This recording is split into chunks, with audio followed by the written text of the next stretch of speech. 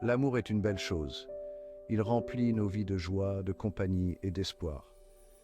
Mais l'amour seul ne peut pas construire une vie à deux. Tout comme une maison a besoin de fondations solides, l'amour a besoin de stabilité financière pour vraiment s'épanouir. Sans elle, même l'amour le plus fort peut s'effondrer sous le poids des factures, des dettes et des soucis constants. Le stress financier peut mettre à rude épreuve les relations les plus aimantes. Les disputes d'argent sont fréquentes, conduisant au ressentiment et à l'amertume. Lorsque les besoins fondamentaux ne sont pas satisfaits, il devient difficile de se concentrer sur l'amour et le bonheur. Les couples peuvent retarder leurs rêves, comme fonder une famille ou acheter une maison, en raison de contraintes financières. La stabilité financière procure un sentiment de sécurité et permet aux couples de construire un avenir ensemble.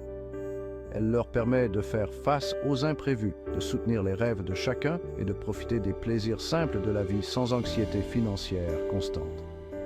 L'amour et l'argent peuvent sembler être des entités distinctes, mais dans la tapisserie de la vie, ils sont intimement liés.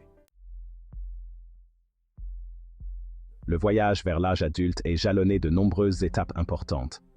Avoir 18 ans en est une, qui signifie souvent une transition vers l'indépendance. Dans de nombreuses cultures, c'est le moment où les jeunes quittent le nid familial et commencent à naviguer seuls dans le monde. Cette liberté nouvelle s'accompagne de responsabilités, notamment financières. Soudain, les dépenses quotidiennes comme la nourriture, le transport et le logement deviennent bien réelles. Le soutien autrefois apporté par les parents diminue, obligeant les jeunes adultes à faire face aux réalités de gagner et de gérer de l'argent. Cette transition peut être particulièrement difficile dans le contexte africain, où la famille élargie joue souvent un rôle important dans le soutien des jeunes générations. L'attente de contribuer financièrement, à la fois à son propre bien-être et potentiellement à celui de la cellule familiale, devient primordial. Cet aspect culturel ajoute une couche de complexité supplémentaire aux pressions financières auxquelles les jeunes sont confrontés lors de leur passage à l'âge adulte. Le besoin d'indépendance financière ne se limite plus à la survie personnelle, mais englobe également le respect des obligations et des attentes familiales. Dans de nombreuses sociétés africaines, la tradition s'accorde une importance significative aux foyeurs des hommes. Dès leur plus jeune âge, on apprend aux garçons qu'ils sont destinés à être chefs de famille, responsables de leur épouse, de leurs enfants et souvent des membres de leur famille élargie. La société est ancrée, façonnant des normes culturelles dans les aspirations personnelles. Les hommes sont censés subvenir aux besoins de leur famille, leur succès se mesurant à leur capacité à assurer financièrement. Cette pression peut être immense, poussant les hommes à donner la priorité à la stabilité financière par-dessus tout. Bien que subvenir aux besoins de sa famille soit sans aucun doute noble, le fardeau ne devrait pas reposer uniquement sur les épaules des hommes. Cette tradition néglige souvent les précieuses contributions des femmes, tant sur le plan financier qu'autrement. Elle perpétue également un cycle de dépendance, où les femmes peuvent avoir des opportunités limitées de parvenir à l'indépendance financière ou de poursuivre leurs propres ambitions.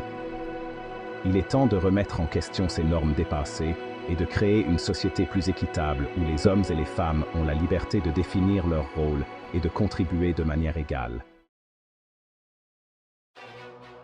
Imaginez un jeune couple, profondément amoureux et impatient de construire une vie à deux. Ils sont confrontés aux défis habituels d'un nouveau départ, trouver un emploi, se loger et gérer les complexités de la fusion de deux vies. Mais pour de nombreux jeunes couples, en particulier dans les communautés soudées, la pression ne s'arrête pas là. Les cercles sociaux et les familles ont souvent des opinions bien arrêtées sur la manière dont les jeunes couples devraient gérer leurs finances. Les murmures sur qui contribue le plus, les jugements sur les habitudes de dépenses et les conseils non sollicités peuvent créer des tensions et du ressentiment. Ces pressions extérieures peuvent être accablantes, obligeant les couples à se conformer aux attentes de la société plutôt que de tracer leur propre voie. Le poids de ces attentes peut être suffocant, étouffant les conversations honnêtes sur l'argent et empêchant un couple de créer un plan financier qui lui convient. Il est crucial pour les jeunes couples d'établir des limites saines, de privilégier une communication ouverte et de soutenir mutuellement leurs objectifs financiers, même face aux pressions extérieures. Pendant des générations, les femmes ont été reléguées à la sphère domestique, leur valeur étant souvent mesurée à leur capacité à gérer un foyer et à élever des enfants. Bien qu'il s'agisse sans aucun doute de contributions précieuses, elles ne devraient pas se faire au détriment de l'indépendance financière des femmes.